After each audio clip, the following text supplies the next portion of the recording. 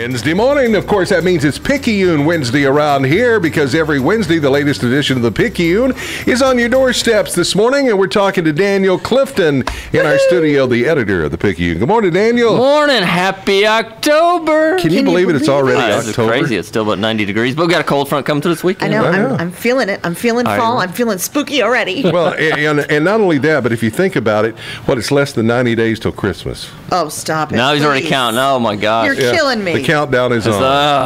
Yeah, we're going to, first of all, let's you think he's already done his Christmas shopping?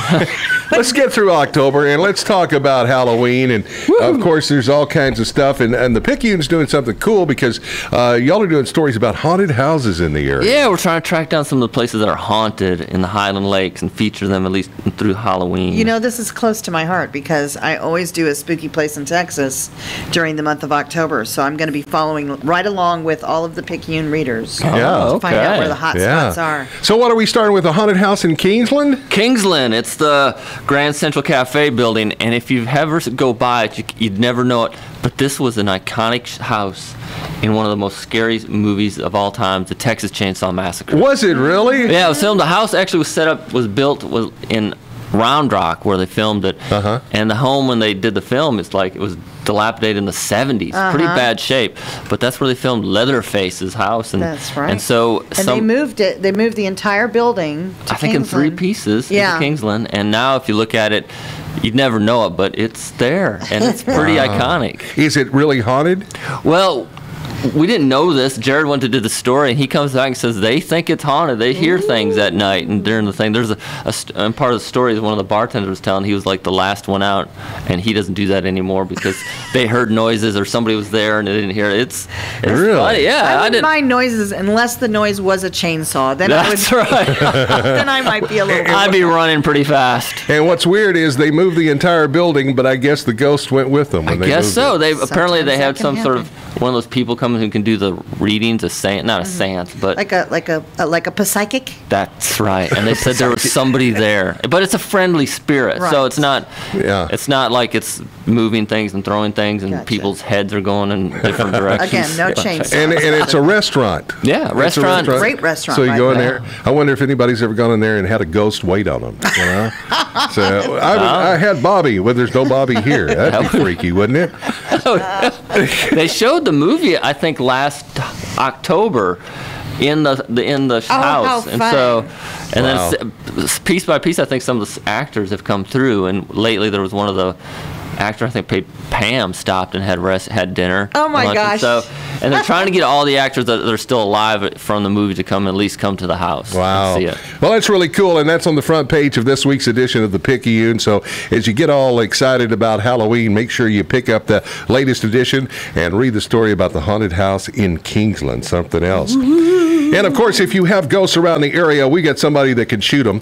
I don't think, bullets doesn't work on ghosts, though, Well, if it's a werewolf, I think silver bullets. I mean, we got to find a werewolf now. Yeah, but we've got sharpshooters in the area, and you got a story about that. Yeah, Katie Bridges, she's a Marble Falls High School graduate. She's attending Texas Christian University now, and she recently traveled to Spain, where she competed on the junior national team and got a bronze medal in the women's 50-meter prone. Wow. And so it's pretty impressive to go that far. She's really quite a shot. We've done stories in the past, but this is the first time where she's actually traveled overseas to compete. Pretty.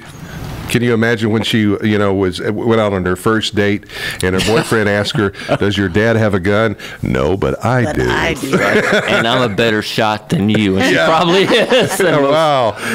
The junior women's is that like an Olympic part? It's it's part of the Team USA shooting, but it's instead of being like there's I think the women's, but this is a junior. So she's learning skills and competing against not kids, but people, shooters, younger ladies. Yeah. But at the same point, she's in that position where she could step up, and she plays, and she competes on the Texas Christian team, which is one of the top women's shooting teams in the nation. Wow. So that's, that's very cool. Fighting for a spot to compete on that team as it is, and then to go to this is pretty unique. Right. We'll read that story in this week's edition of the Picayune. And one more I want to talk about, because I'm a dog lover, and I understand that we've got a problem with neglected dogs. Well, it's not. Well, apparently there's a few, but this is the one we focused on, was the dog named Shadow. And earlier this month, or earlier in September, maybe August time frame, the Marble Falls Animal Control Officer got a call over to Colt Elementary that there's a dog sitting in one of the windowsills outside. She got to it, and I think she was even taken back by the shape this dog was in. It was trying to get out of the heat, but it had such a flea and tick infestation. A secondary is one she described it, that it's, a lot of the hair was missing from the backside, underneath its jaws. And J.C. Ferguson's the animal control officer from Marble Falls. And I think there's this idea that when you get a dog, it's in bad shape, they put it to sleep or euthanize it. J.C. doesn't do that. She tries to rehabilitate it and get it back where she can adopt it out. Good and that's for what her. She's doing with this dog. And it's not costing the taxpayers money, because she's had a private donor really step up to help out. But they're at the point now where some of the medical bills, I think the vet bills, are going to be a little bit more to get it up to the adoptable stage. So they're looking for help, support through, I think they've got a fund set up at one of the vet clinics to help out with that, or if somebody wants to foster the animal like that. Right.